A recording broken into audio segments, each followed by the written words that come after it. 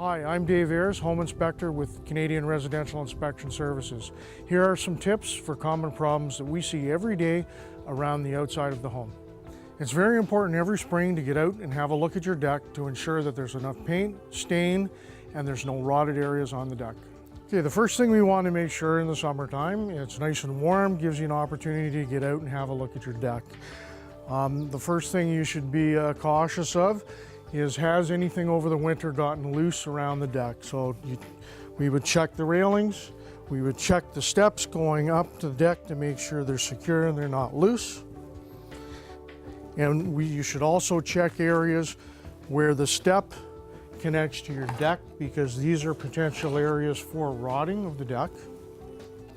Always make sure that you buy a good quality stain or a good quality paint to recoat the deck in the summertime. And make sure before you put any paint or stain on the deck, you scrape all of the old stuff off. That way you'll get a good seal and a good contact with the paint. Inspect downspouts. It's important to inspect the configuration of your downspout to ensure proper drainage off your roof. Now, in this particular configuration, the downspout is draining directly onto the lower roof, and what will happen here, you will prematurely wear out your shingles as a result of water continuously running down the roof. You'll get those real ugly looking stains on your shingles as well. So the recommendation to fix this problem is to extend this downspout at the top all the way down to the eaves trough at the bottom of this roof, and that will prevent premature failure of your shingles.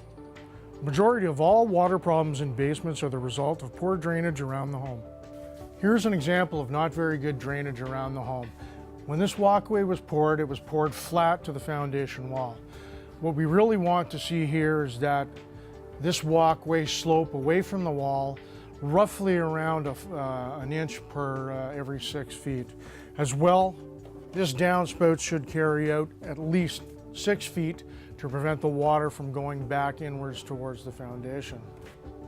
The combination of the lack of slope of the walkway away from the foundation and no downspout extension resulted in the water pooling in this area, and as we can see here, there was a crack that was recently repaired due to water entry in the home.